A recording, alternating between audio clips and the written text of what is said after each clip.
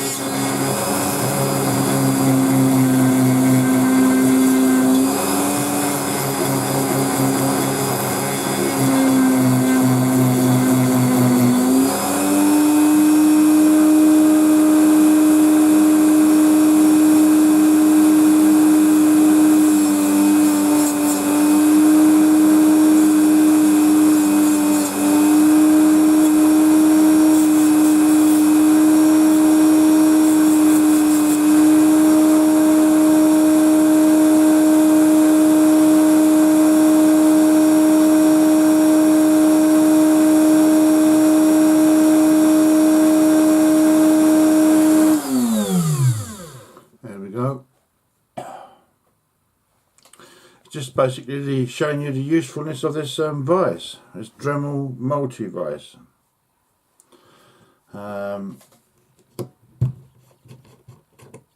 Take our grindstone out, undo this part here.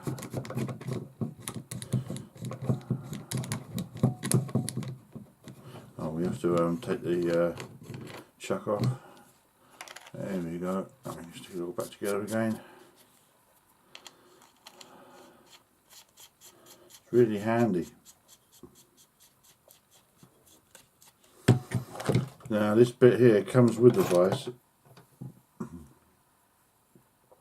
It comes with the vise, and you unlock this ring here, and you can move this any way you want.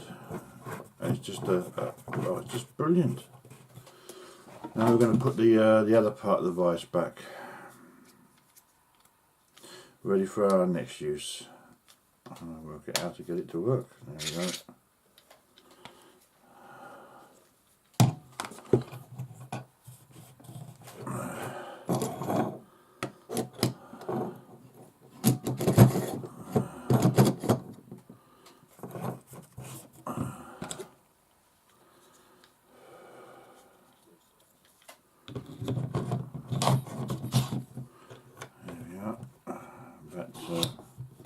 What we were before.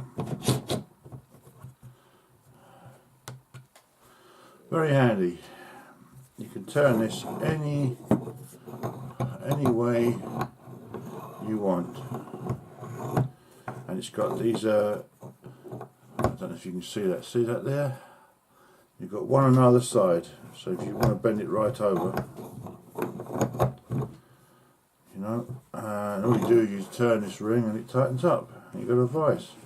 Now the other good thing about this I really like is you could put a circuit board in there. You could put a circuit board in there, and there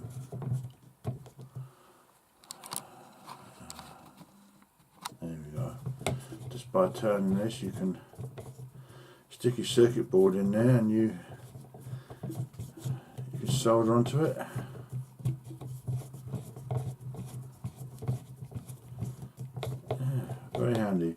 But the threads in it are plastic. That's the only downside. But I mean, we're only using it to hold things. We don't need it to hold great big lumps of iron, you know, weighing several tons. We're only using it for light stuff, so it's ideal. And then I'll show you the bottom part, which clamps onto the desk, and then there's that part.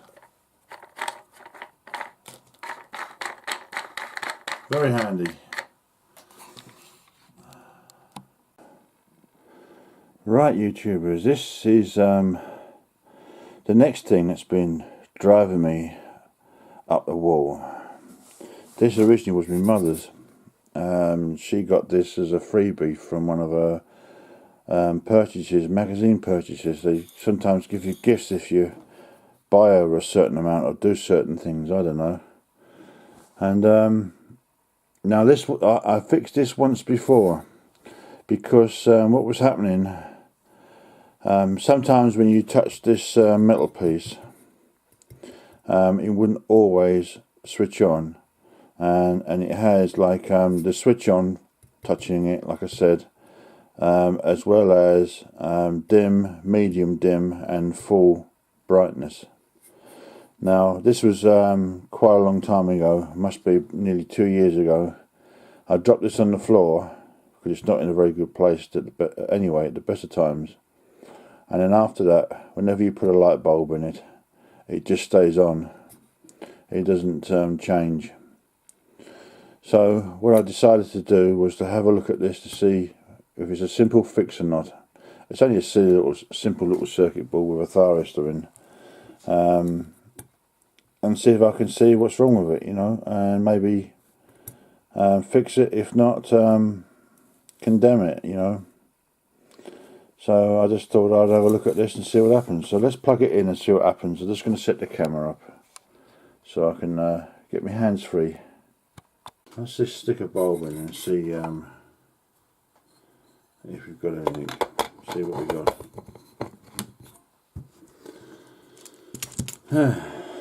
This is the first time I switched this on in years. Yeah, so you're supposed to be able to touch this. That's me just turning it on and off with the switch. Nothing.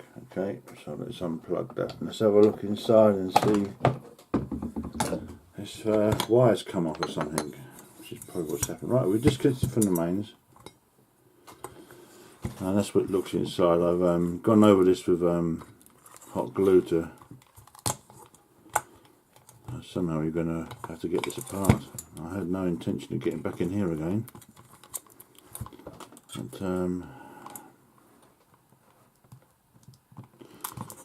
so anyway, I'm just going to chew my way through this hot glue, and I'll get back to you.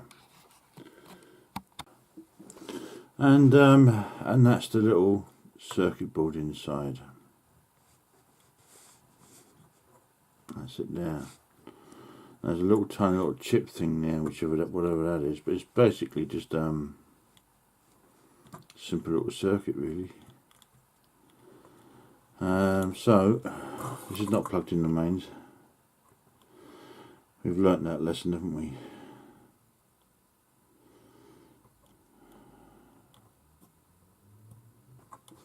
So I'm wondering if that what I soldered the last time has come unsoldered again. Let's find a screwdriver to use as a pointer, I think. Right, I can't see anything obvious, so what I've decided to do is just top my iron up, and I'm going to just make sure there is no dry joints on these solder points. There's one suspicious bit which I repaired the last time, which I'm going to check. It doesn't look very good. It looks very dull looking. So I've wet my sponge ready, or my kitchen towel thing to clean my iron. We're just waiting for our iron to heat up, and then we'll try it and see what happens. Right, hello there. I've found the problem. I've taken out this thyristor, and I've tested it in this Atlas. Just making sure I'm not burning myself. This Atlas Peak Electronic thyristor analyzer and triac analyzer, and gonna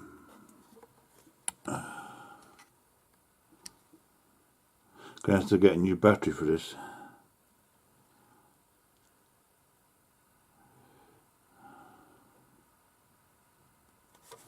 It's saying there's a short between green and blue.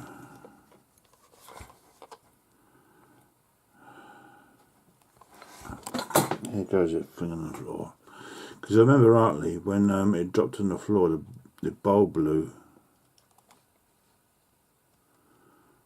This is what I was suspecting was wrong.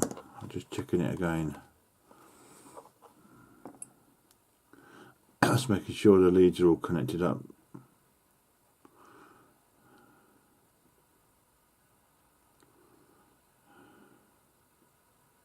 Short circuit, green and blue. So it looks like we're going to have to go on the phone somewhere or wherever and see if we can get a replacement.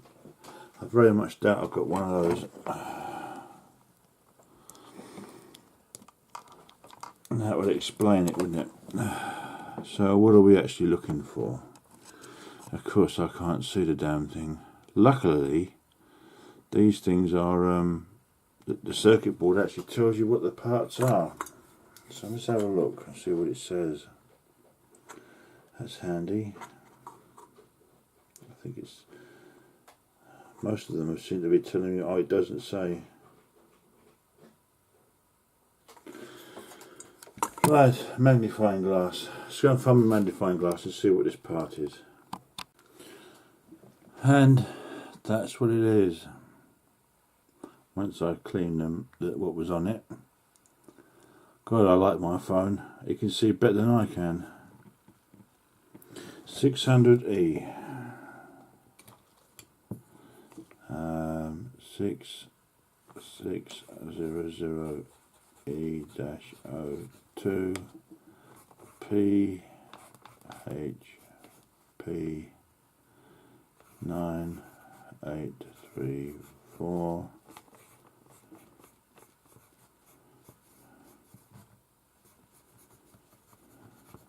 Philippines.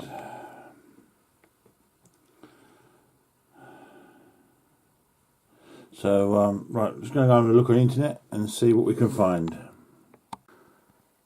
Well, it's all go. I've replaced the batteries in the back of this fluke oscilloscope to hold the settings. Terminals corroded, so I've just cleaned those with a wire brush. And I've just put a new battery in this SCR 100 triac and thyristor analyzer. Very handy tool, that is. Very handy. Now I'm going to move on to the next thing now. Doug asked me to give some more details on the case of this mystery GEC radio. So that's what I'm going to do next. I'm going to go and get that, and I'll basically just make a better video of it so that you can see what it's all about. So let's go and do that next. Oh dear, excuse me. Right, Doug, this is the cabinet for the mystery General Electric Company radio, GEC.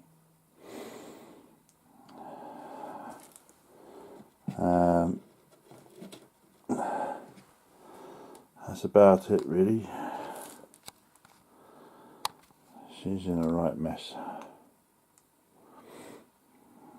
Okay. Beveled corners on the front.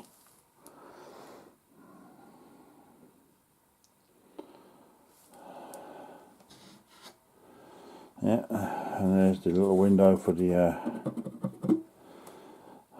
little display with the light behind it.